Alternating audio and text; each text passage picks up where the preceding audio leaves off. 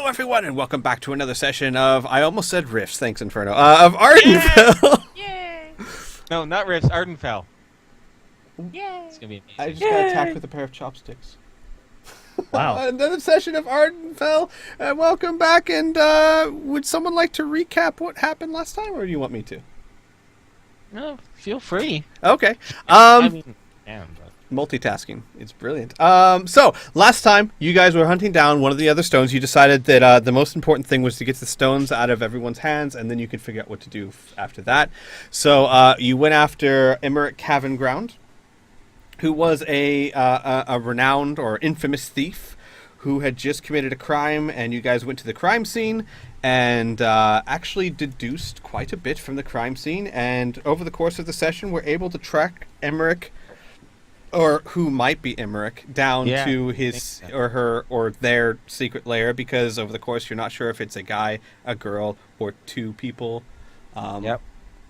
In any case, you hunted them down to their lair. You found plans, not only the plans to do the the theft that you investigated, but also to steal something called the Rift Jewel from a banquet that is being held in the honor of Wood Elves. It's actually the person who was murdered was going to hold the banquet, and someone else is now holding it again, kind of as a, we're going to do this anyway.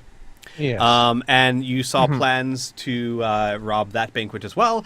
And while you were rooting through the secret lair, you got what they call a message stone, which is a magical stone that left a message for you from this Emmerich Cavenground, stating that they knew you were there, and instead of running, they were going to run until they saw you, quote unquote, one of you guys, were there, and how convenient it was that you came to them instead of forcing them to continue hunting you, and that they were going to play a game, that Emmerich Cavenground was going to continue to try and steal this Rift Jewel, and you had one chance to try and stop him or her or it. And if you did not take this chance, then Emmerich would disappear until the day you died. In other words, they would kill you and you wouldn't see it coming. Is their claim. And that's pretty much where we stopped. What I will say is this, since Grimmouth cannot join us this week, what he has decided is his character at this point decides that he is not going to be much use to guarding the Rift Stone or the Rift Jewel, and he's going to leave it to the Norms, as he likes to call them. And I hate that term. He's going to go off on his own, and he tells you that he is going to look into the stone, and he also requests to take the plans with him. He's going to try and study the plans. Sure. And then it says, and if all else fails or whatnot, I will try and help Lady Seline with Mika's ritual. So basically he's like, you guys have got this, I would just get in the way. And then he heads out the door without too much ceremony, as he is known to do. And heads up, he can take the plans. We have a bit of a consensus that we think they're mostly junk anyway, that the plans will change. So if he can kind of find some underlying meaning or pattern in it, that might be useful, great. But for following them as plans, to us they're useless. Brilliant. So he can have them. Okay. Yeah. Then that's if it comes in during the session. Basically, Jarek and I have already, or Grimmouth and I have already talked about what he did or didn't find. He made some rolls, some pretty damn good ones, some pretty bad ones, and he knows what he found and whatnot. And if there are certain things in the session that may or may not happen, then he may send a message to you guys or whatnot. It'll appear organically or not. Okay. But for the purposes of this session, he is out. He is an NPC. Indeed. And what do you guys want to do from here? So where we are, you are still standing in the poor dead Dyer's house. Well, we conferred out of character, but I guess I'll broach the possibility in character as Cullimore and suggest that although we don't know exactly who this is, we still might be able to act against them. The first is the knowledge that they want this Rift Jewel. And if we're able to find out the purpose of the Rift Jewel, then perhaps we can glean some insight as to the person who's seeking it. Secondly, Pearson realizes that although we don't know a lot about who this person is, we already do know a bit about their personality. They are willing to take great risks for the sake of revenge, and I think we can probably play on that.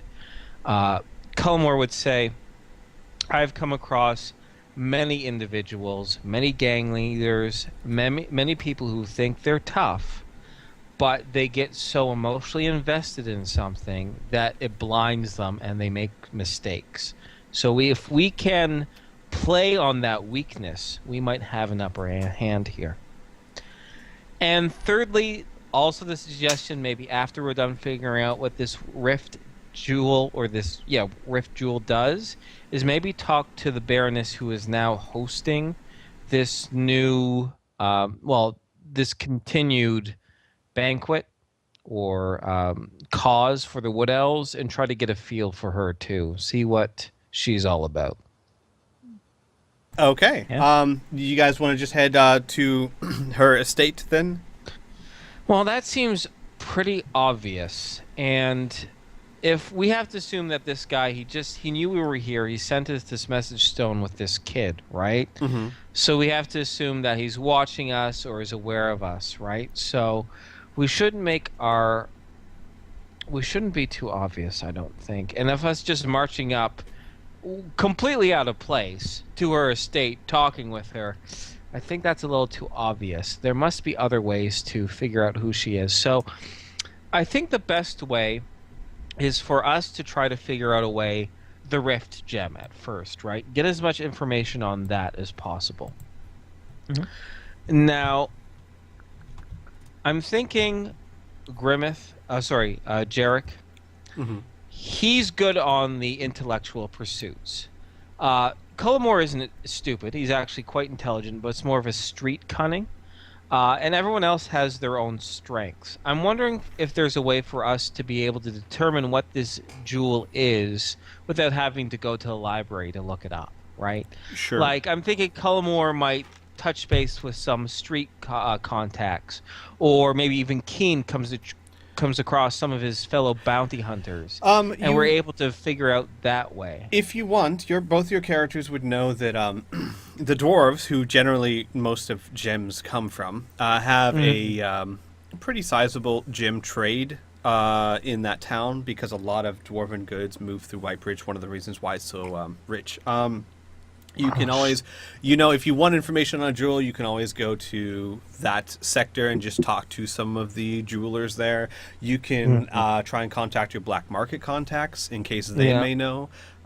Those would probably be your best bets. Or you can just go around asking. You could probably ask Lady Seline if she knows. I mean, those are all things that would seem viable to you. Okay. It's kind of up to you what you would want. Okay. No one knows gems as well as dwarves do. Mm-hmm. That might be a good idea. Yeah. Pearson's a little nervous because I've dealt with a few dwarves in the past, and some of the situations have turned out uglier than most. But if we can get some information about it, we should be okay. They're the small, hairy ones, right? Yeah. Yeah, they're about Finn's size, but much stockier. Most of them do not like talking to me. Okay, that's... Oh, you've had some run-ins with dwarves as well, Cole?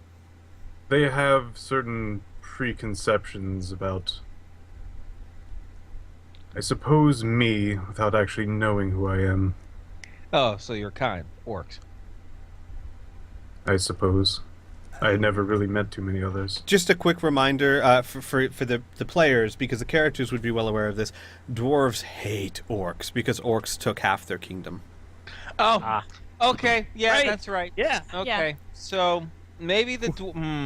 I didn't really want to split the group, but we can't have Cole in the Gem District. So we either split up very temporarily and do two tasks at the same time and meet up and compare notes, or we avoid the whole dwarf thing.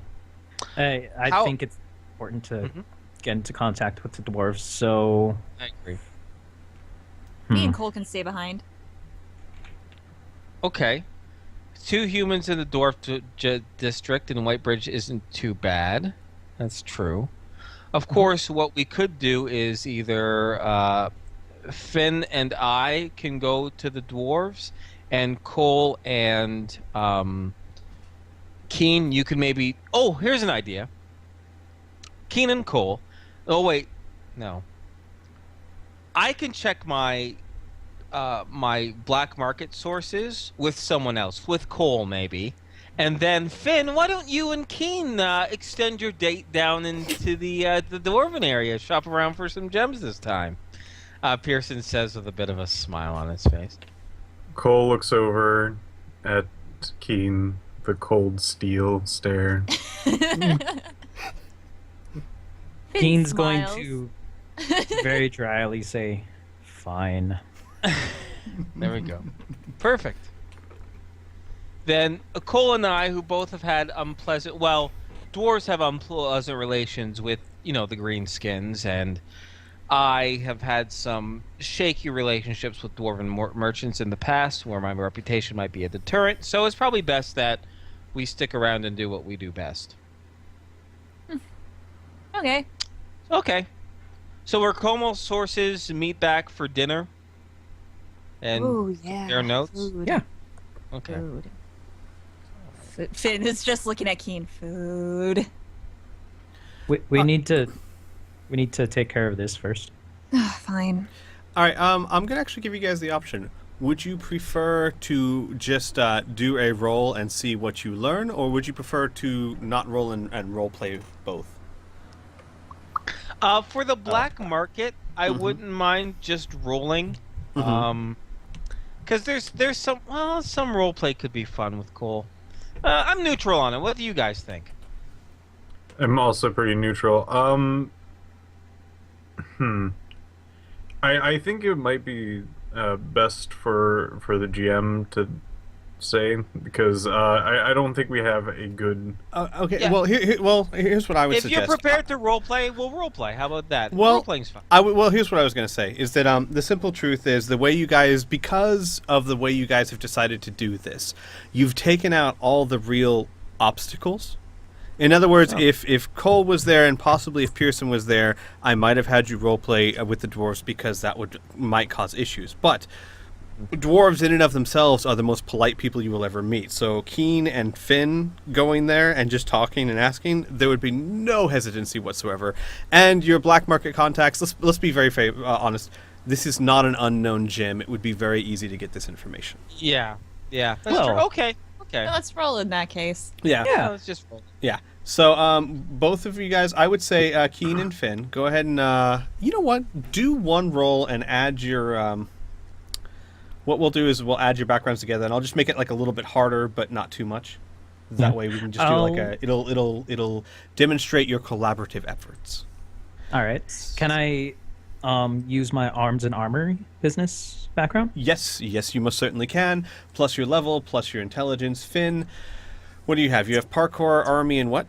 Smooth talking. Yes, definitely use smooth talking, your level, and your charisma.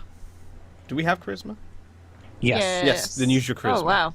Do we have charisma? Is charisma a thing? Well, I play Rifts too, so sometimes. I know. +2. PB. Okay. I'm at +6. All right, so basically, here's what you're gonna do. +8. All right, roll a d20 and add 14. Both of us, All or right. just... No, just one of you. Just fine. Okay. You can do it, Kriana. Okay, this is my moment. Wow. Okay. Wow. All right. And Cole and Pearson. Actually, I don't really need to have you guys roll too because they will know.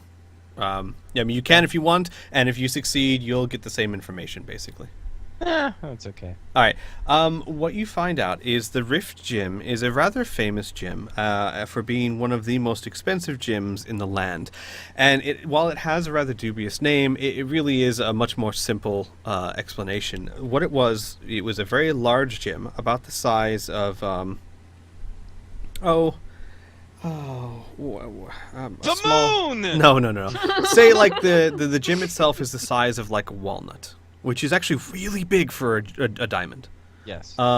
It's about the size of a walnut, and when one of the famous dwarves were cutting the stone, they accidentally cracked it.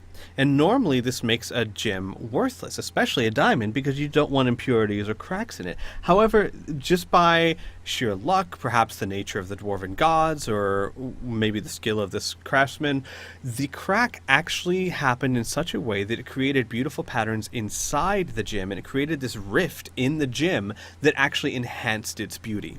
And it's famous for that. So it's a very large diamond with a kind of a rift in the middle of it and some cracks that run along it, which is the integrity of it is still strong, and it's very pretty because of it. So because of that, and because of the rarity of it, it was highly sought after by gem traders, and this Baroness, who I wrote her name down, Baroness Trask. Trask, okay. Baroness Trask, one of the richest baronesses in the town, had acquired it some years ago in an auction. And whenever she has, and the dwarves will talk about this with some sort of reverence, whenever she has a public event, it is her centerpiece. She shows it off to everyone. Okay. But as far as they know, there's absolutely nothing magical about it. It's just a very valuable stone.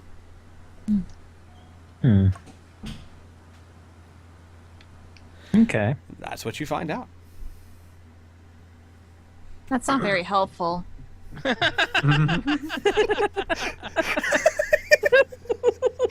dwarf would be like, I'm sorry.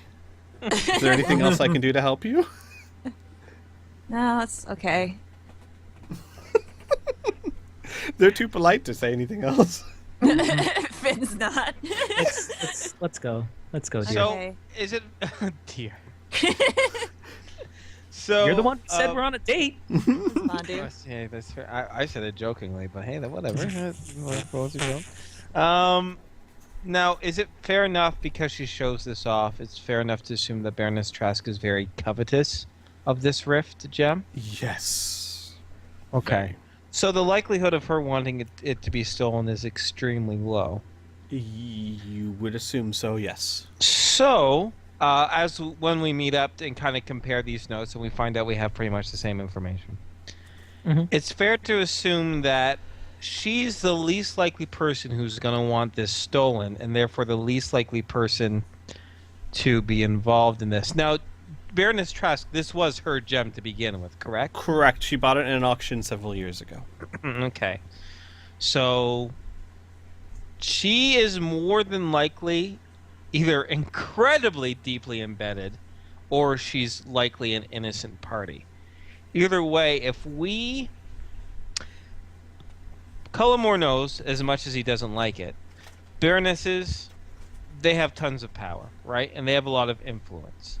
If we get her on the side and we let her know about this whole possible Emmerich's, hey, he's going to steal your gem, and we don't know who to trust, we don't even know if we should trust the guards, she might have some resources at her hands that can, counter this, right? I also should point out, because this would be common knowledge for especially Keen and especially Pearson, in case it matters, there is no such thing as insurance in this world. There's no steal the gem and get paid for it or anything like that. Once it's gone, it's gone. Yeah. Yeah. So that's even more so. Oh, man, even more so. Yeah. Or what could be happening is it could be crime of vanity. This Lady Trask could have hired somebody to kill the first governess to maybe throw the party herself so that she could show off her cool little diamond. And now the same person they're being double crossed. Well, then that might be a really good way to... I mean, I hear that there's no fury like a woman scorned, right? Oh, she yeah. would not very like here. She would not. We would turn a possible culprit into a possible ally, which is very, very likely as well. Either way, having her on our side or having her working against Emmerich. It is Emmerich, correct? Correct. Emmerich Cavan Ground. Yeah, I wrote it down this time, so I will stop doing what I do. Cavan Ground. Having her against Emmerich is good. is good. Whoever yes. that ends up being. So instead of us just marching over to her estate and knocking on her door and be like, "Hey, how's it going?" Does Lady Seline have any sort of pull with Baroness Trask? Like, if she invited her for dinner at her residence, You would have that no be idea. strange? None of Well- you are really knowledgeable about the Yeah. that kind Well, of I guess world. it wouldn't hurt to ask, would it? Yeah. Have her invite over for a dinner. We're there at the dinner. We give her a heads up without, it looking too suspicious. Plus, we How- get some fancy fucking noble food. Yeah. How long is it between now and the actual affair? The 3 It's like days. 40 About 3 days. days. Okay. Yeah. Yeah, that sounds good. Let's try and talk to Lady Seline and see if she can maybe invite her to a dinner party. Okay. All right. That might work, for sure. Another suggestion that we can do over the next few days, maybe after this, is that having all of us go to the area that's expected to be robbed and case it out and see if we can't find any things that they would exploit, or, like if I were to rob the gem, what would I do, right? And if if you I were were- to rob the gem, or if you were counting someone, what would we do, and kind of give us maybe some perspective and insight there physically at the place. Okay. Yeah. Just a suggestion. But it would all depend on if we can actually get in contact with this Baroness through Lady Seline, if she actually has any pull. Well, we'll see. I mean, Lady Seline got us to talk with her pretty easily. Oh, yeah, that's right. She threatened us with imprisonment, so I guess, Well, not really threatened.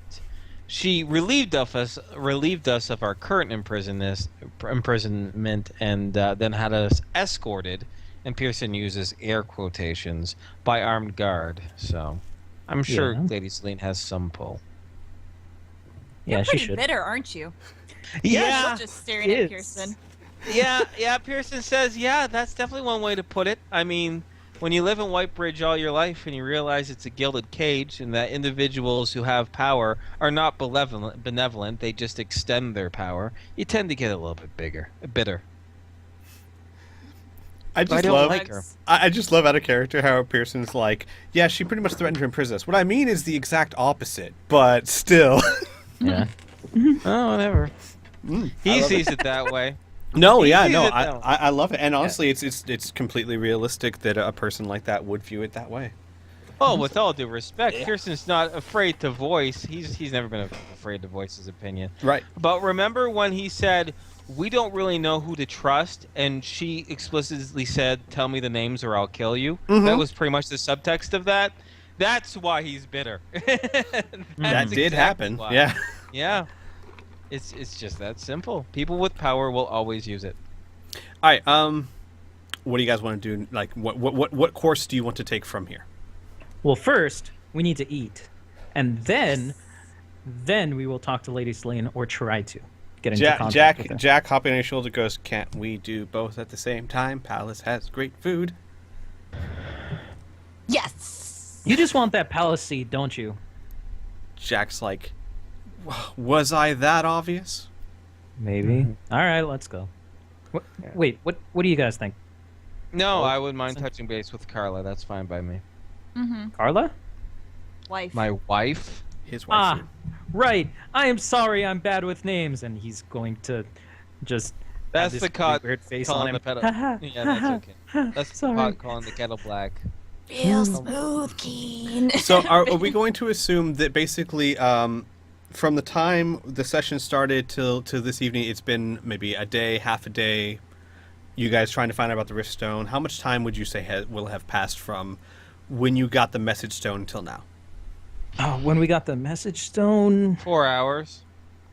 yeah, around there. Okay. Yeah, because it was really just we both split up, and then we both came back and started conversing. So Yeah. Okay. About 4 hours. I Okay, figured- good. That's just something I need to know. So you guys make your way to the palace gates, and upon your arrival, The guards they bow and they say, "Welcome back, lords, my lords, and right this way." And they lead you to Lady Seline as if you were expected. Okay. Huh. And so when you go up to Lady Seline's, the same room you always meet Lady Seline in, and when you walk inside, here's the image you basically see. You see Jarek off in the back, tracing the plans of that he took with him, basically like redrawing them hand by hand. You see Lady Seline sitting on a couch by a very pretty looking table, and on her lap is Mika, who is unconscious, and Lady Seline is gently stroking her hair. And when you walk in, she puts a finger to her lips and then gently tries to put Mika down, and then comes over to you and explains, "I'm sorry, she's had a very trying day. How can I help you?" Maybe we should have this conversation out in the hall. Lady Seline nods and says, "Have you guys eaten? We were about to eat soon." Oh, I'm Yes. sure Carla and so Sky would like to see hungry. Then why don't we have dinner in my banquet hall? All right. Yes. That sounds perfect. All right. Score. You guys move down to the banquet hall, and on the way there, you run into Carla and Sky. Your little girls are in a nursery of some sort down the hall. Carla lets you Okay. know that they're there if you want to see them. Oh yeah. I'll stop and visit them. But All right. They're playing around with the type of toys that you've never been able to buy them. oh god, they're gonna get spoiled. All right, whatever. And Sky is following Carla like a sick puppy. But she does look at the rest of you, and especially Finn, and she touches her scarf and she smiles.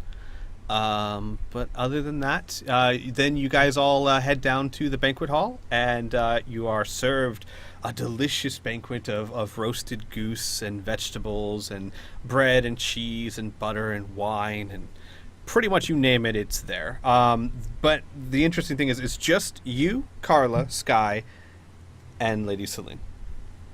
And Oh, Jack. not her little lapdog. No. Jack is off eating birdseed somewhere, and the little lapdog is off doing something. If you ask about it, I mean, she'll just let you know that he is researching ritual techniques. I would have figured that she likes him so much that she would have him eat at the table. Who, Jack? Yeah. That's not her choice. It's Jack's. Jack doesn't want to eat with a bunch Oh. of humans. And gnolls. They're disgusting. Wow. Okay. Jeez. This bird, man. God. He's very he's got delicate tastes. And so, well, after you guys have had your fill, and you were all sitting around the table, and Sky has actually fallen asleep with her head in Carla's lap, Lady Seline says, "Now on to business. Have you had any luck tracking down this thief?" Well, yeah. Pearson? Cullimore is, in this type of social situation, he's more distracted in trying to seem a little bit more pleasant to Lady Seline than he actually is for the benefit of his wife. But even throughout dinner, it is shown that he is not the most comfortable in this situation, and he avoids talking to Lady Seline whenever he can. So if absolutely no one's going to say anything, he'll speak up, but he's definitely waiting for someone else to explain first. I should also, because you just reminded me of something, I should probably also point out, for those of you who it might actually make uncomfortable, it seems everyone around you constantly calls you Lord. My Lord Pearson, my Yeah. Lord Finn, my Yeah. Lord Keen. It seems like everyone seems to be calling you by that title. And it's just, you're there, so you must be important. I don't mind it. Obviously. Okay.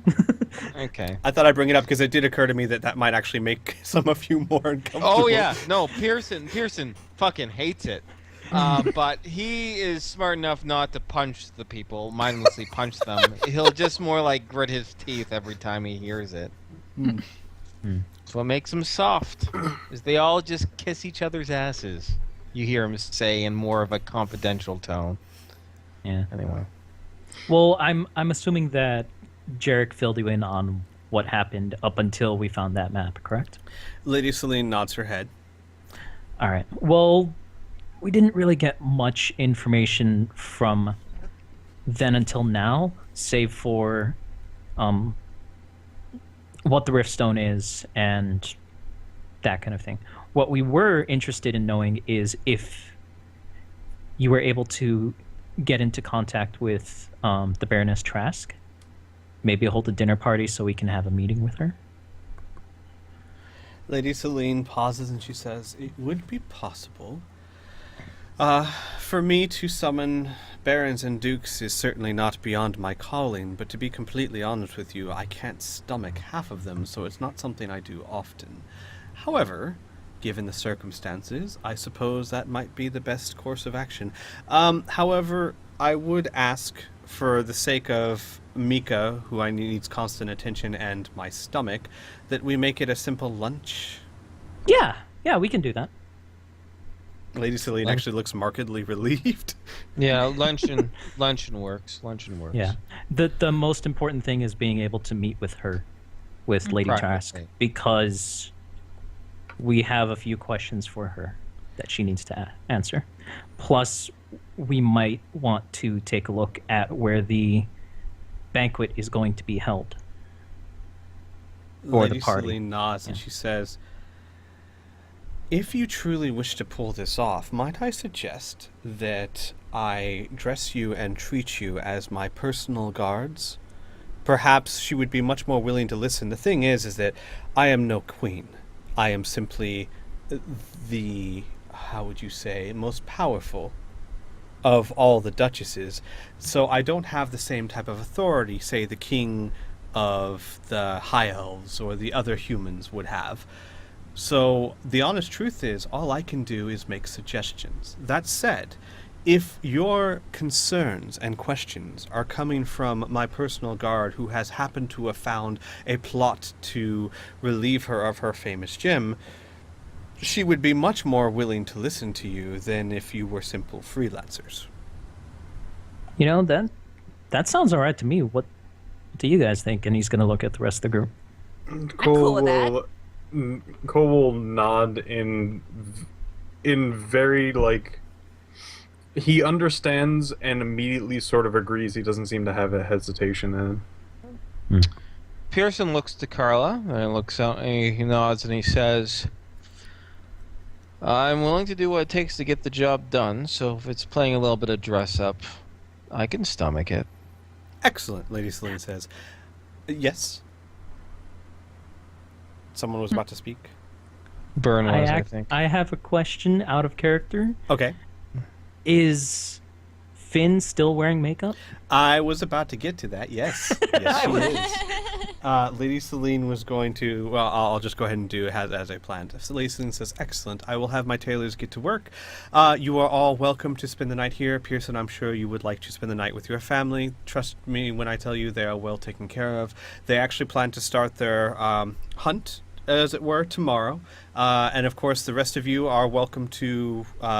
casually spend time down here, or when you're ready, let my guards know and they will retire you to your private chambers." And then she stops and she turns around, raises an eyebrow and says, "That looks good on you, Finn," and then walks away. And sort of shrugs. I look good either way. And humble, too. So, you know, can't help it. I'm dashing. Okay. Usually it is the males who compliment. Anyway. Do you guys want to roleplay or do anything that evening? And I guess that evening and the next morning until engaging with the group. There'd be stuff between Pearson and Carla and his daughters, but that's not really high adventure or really super relevant. So, and we've gotten a good taste of that over the past couple sessions. It can just stay in my head, so we're good. Yeah. Right. Am I allowed to venture out into the town at night and then come certainly. back? You're not prisoners or anything. You're guests. All right. I'm gonna check in with Caleb. Okay. And just tell him what happened today, and if he heard any rumors, then that's the reason why, and that kind of thing. No, he's heard no rumors of any kind. But in your section of town, most of the business you receive is middle class to poor business. You do a lot of horseshoes and a lot of fixing pots and pans. You don't do a lot of the type of work that would draw in those kind of rumors.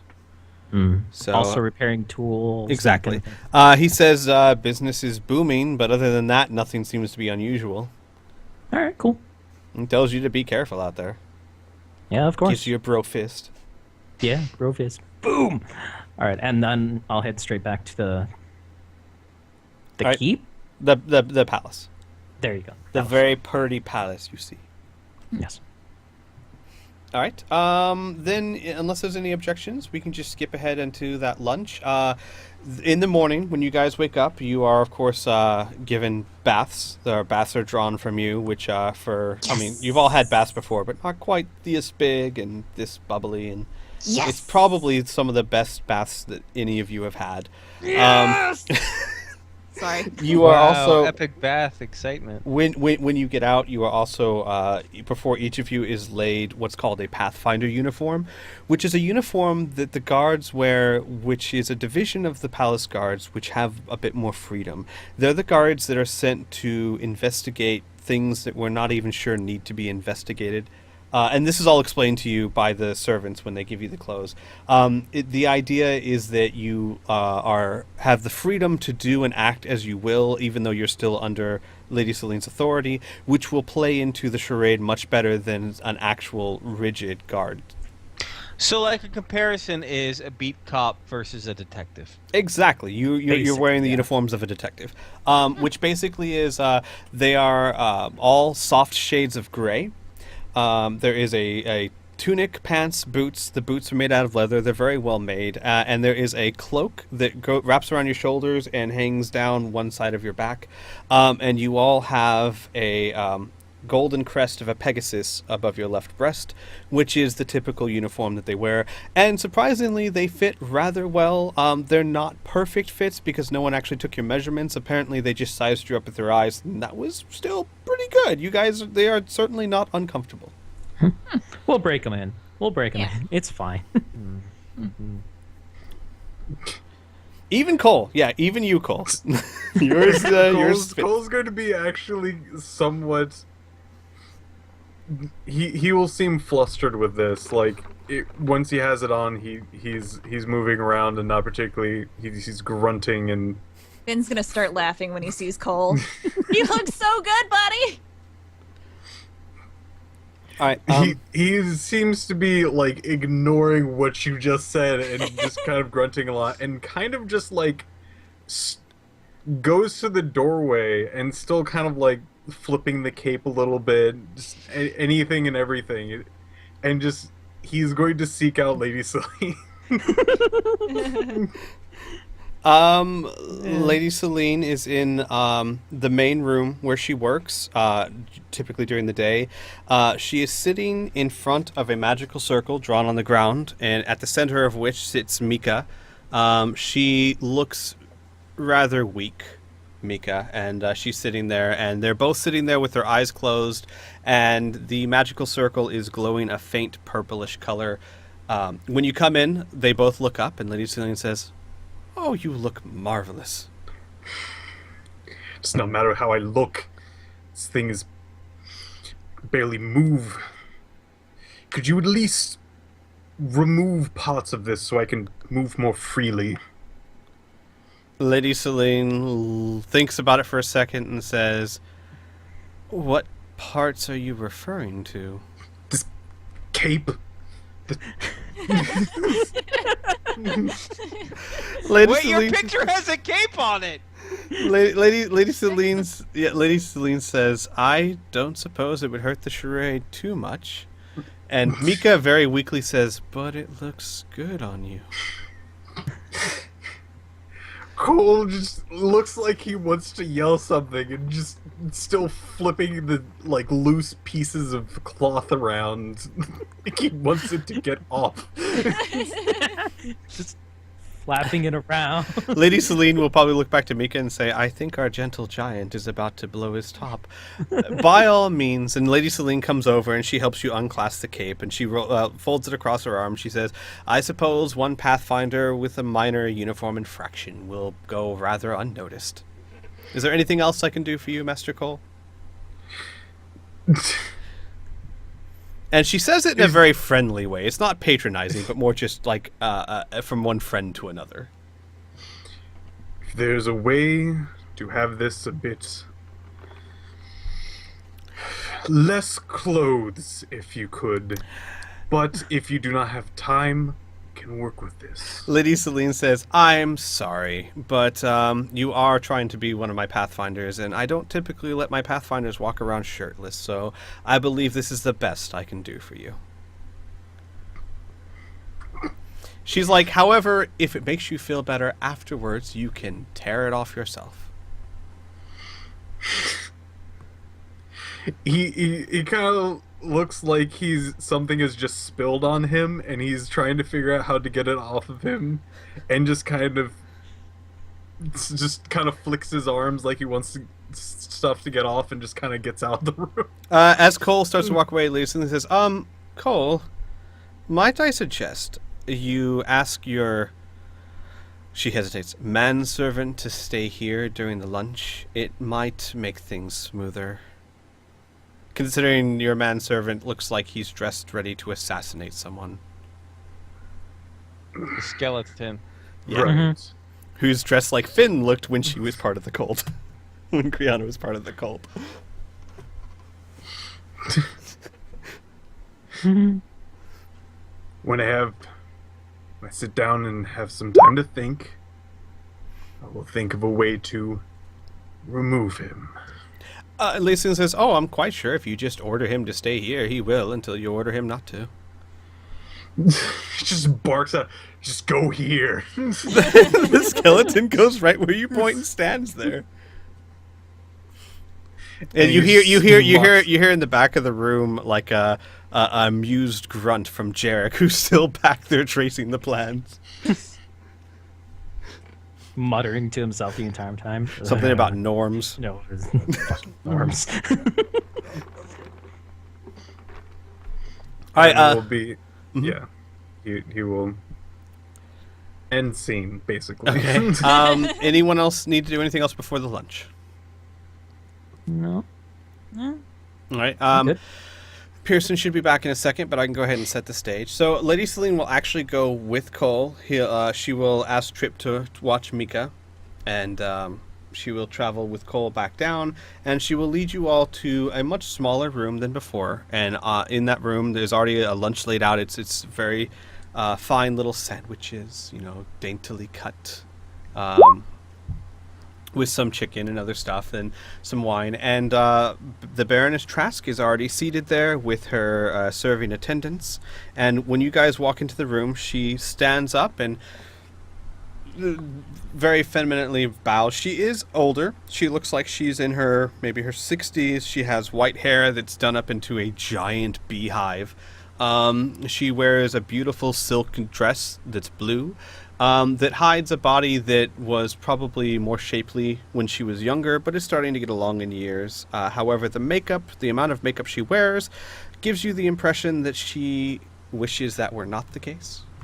And when Lady Seline and you guys walk in, she gives a bow and says, My dear Lady Seline, it has been too long since I have been invited into your home. Lady Seline does a polite bow, and you see the corners of her eyes start to tighten a little bit, and she says, My dear Lady Trask, it has been too long since I've invited you. Please sit. And she motions for all of you to sit. I'll do so. Mm-hmm. Finn's gonna go to the table of food and just stand there and sneak a bite. I'm gonna go over to Finn, put a hand on his shoulder, then lead him over to the table. Finn's gonna take a few more sandwiches and then go to this follow Keen. Oh boy.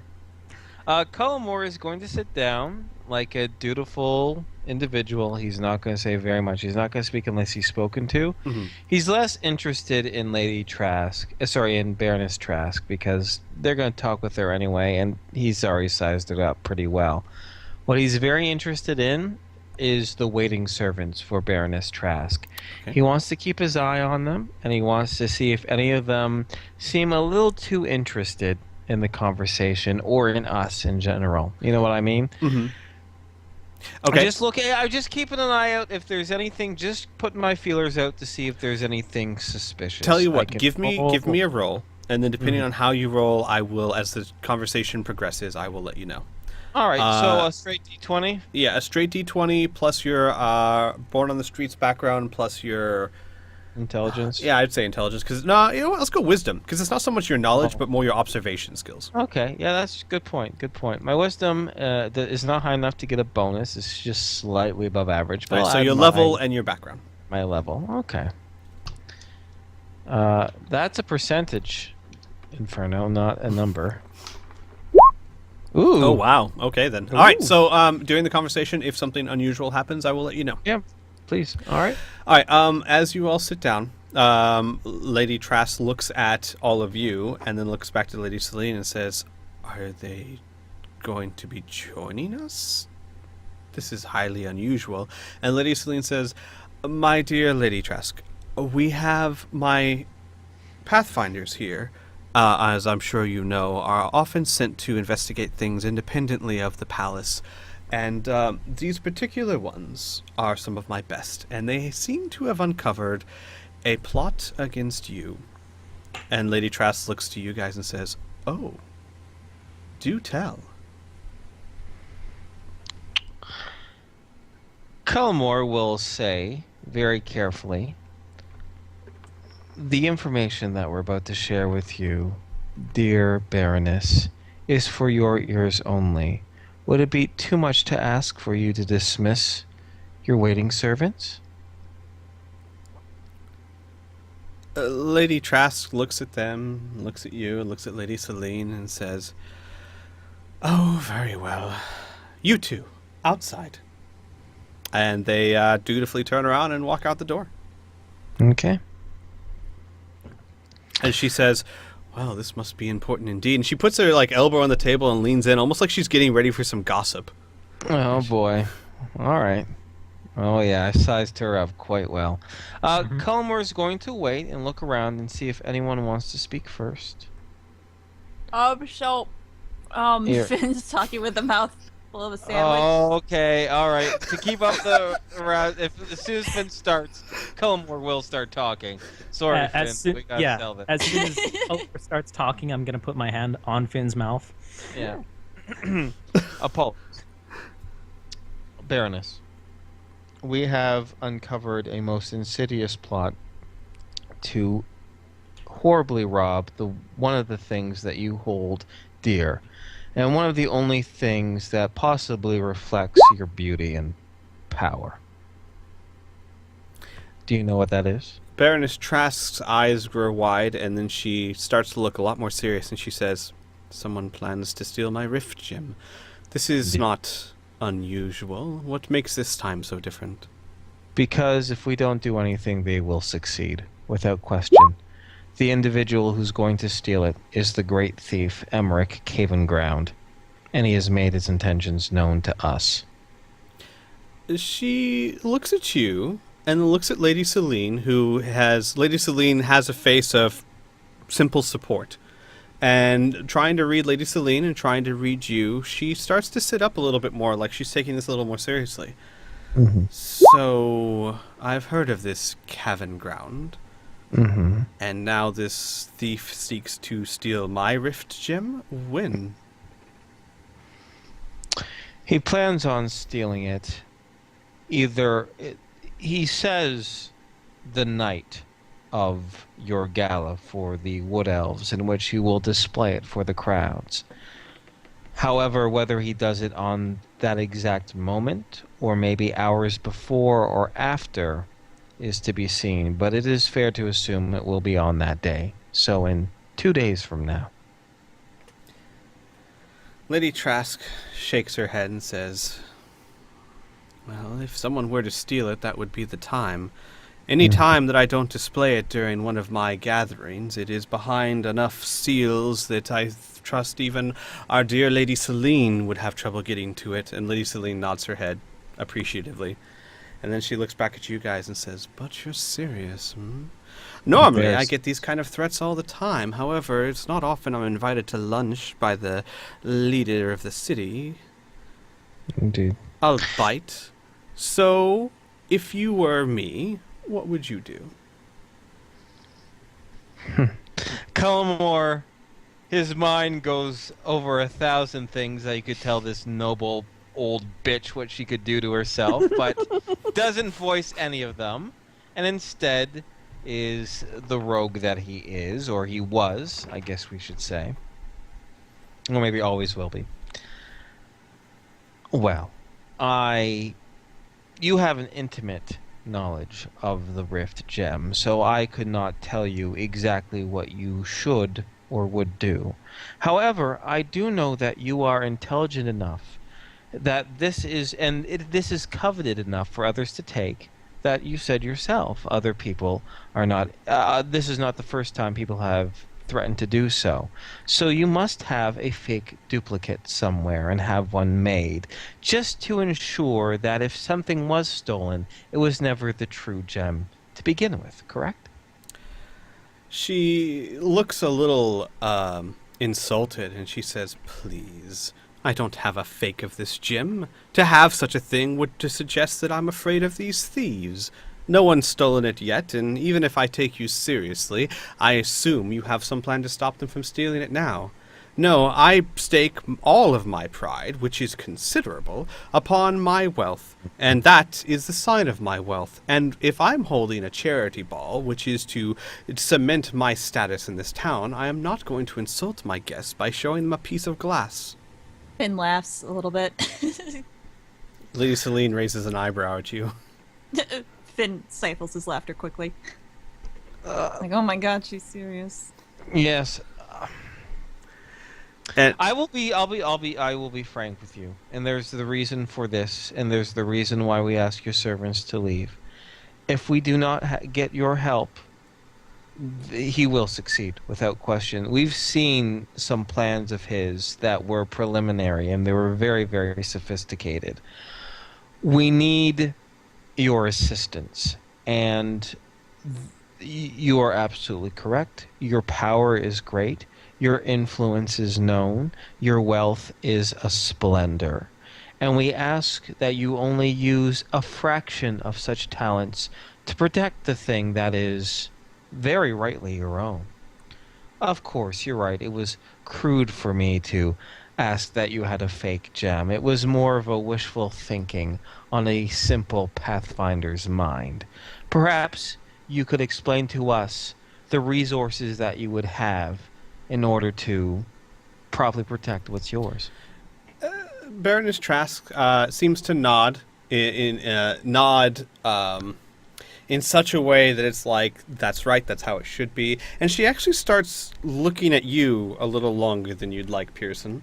Mm-hmm. And then she kind of ignores your question and then looks from Lady Seline and says, "You've never seemed to be very interested in what is or isn't stolen from mine before. What makes such a different case now?" To which Lady Seline very quickly responds, "Well, as you're well aware, the original holder of this banquet has been murdered, and has brought the city into quite a, shall we say, clamor. If such a thing were to happen again in so soon a time, then it might make the city go into a complete riot from fear. I will be completely honest with you, I have very little love for you. But I do not want my town to be in an uproar. So, whatever I can do to keep your precious gem in your precious hands, I will." And the last part of it is so disdainful that it's completely unladylike. Finn laughs again. And Lady Seline doesn't do anything this time.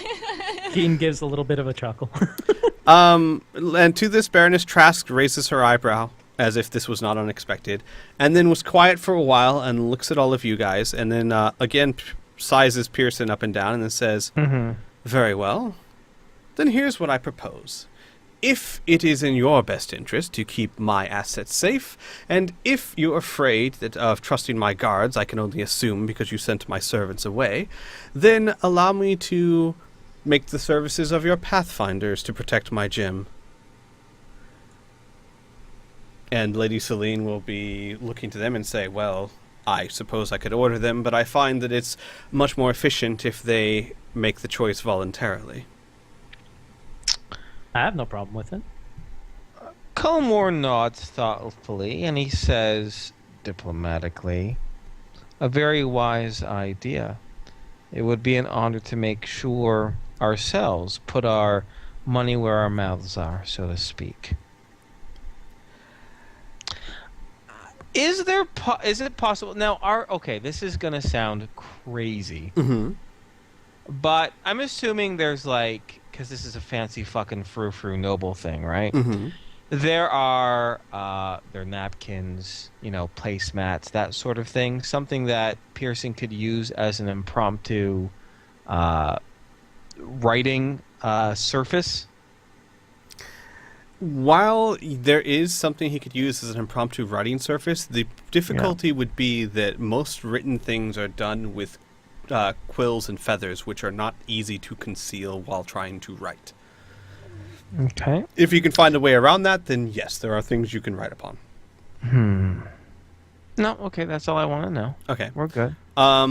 Then, after a while, again, Baroness Trask says, very well, then... Yes, I think that'll do nicely. You will be, and she's staring at Pearson, you will be my date. And the rest of you will be my honored guests from another town of some baroness or baron or whatnot. And that way you can be there to guard my gem. And again, she seems to linger her eyes on Pearson a bit longer than you would like. Oh, no. Pearson just simply gives a very... as humble of a nod as he can. He is swallowing so much right now. But even this, he says, it would be a great honor. I see that I will be protecting 2 precious jewels for the night. She titters. Oh my god. I can't wait till after this. She says, Lady Seline seems slightly amused by all this, and Lady Seline says to Baroness Trask, if that is your choice, you, of course, will have to supply them with the proper attire. My pathfinders are not used to such fine dress. And she shoots back to Lady Seline, of course, if your pathfinders know how to behave in such a party. And Lady Seline goes, of course they do. What do you take them for? And you kind of get the feeling... Oh, boy. They're just being very icy and acidic to each other. If there's a moment for Pearson to politely interrupt and maybe focus... he would mention to Baroness Trask, either tonight or tomorrow, whenever is most convenient for your grace, that perhaps we could have a private audience to fully strategize and make sure we live up to your expectations. Baroness Trask says, why don't you guys come over now? You can spend the days at my palace, and that way I can show you the ballroom that the gala will take place in, and you can start planning your strategies. And at that point, Lady Seline, kind of looking at Pearson sympathetically, goes, that's not possible. I need them. However, the day of the party, they are yours. And Baroness Trask tisks and then says, very well, the morning of, if you arrive, I will show you the ballroom and you can make whatever plans you feel you need to. Okay. That sounds good. Thank you very much. Hopefully this lunch can wrap up as civilly and as quickly as possible. We'll just kind of skip to the end to where they say their goodbyes and she walks out the door, and at that point Lady Seline looks at Pearson and kind of amused says, unless you'd prefer to go over now. It's going to break into laughing out loud. Pearson is not smiling. Pearson looks like he wants to take. You know how standard adventurers would, root through a sewer and like just be filled with stink and muck, and they walk around and they need to have a shower. Mm-hmm. Cullimore will take a fucking sewer any day of the week. What he just had to do. His heart has been shit in. For frankly, he has done like the things that he just fucking hates in the world. He has just pretended to do. He flirted with an old fucking pretentious vain biddy to stop some thief, which is he just feels repulsed. He actually asks for a minute to be excused so he can talk with Carla and the kids and fucking ground himself. And an hour later, he can come out composed. I also just want to point out we have found a picture of Baroness Trask. Yeah, I fucking saw it. Hey boys. Saw it.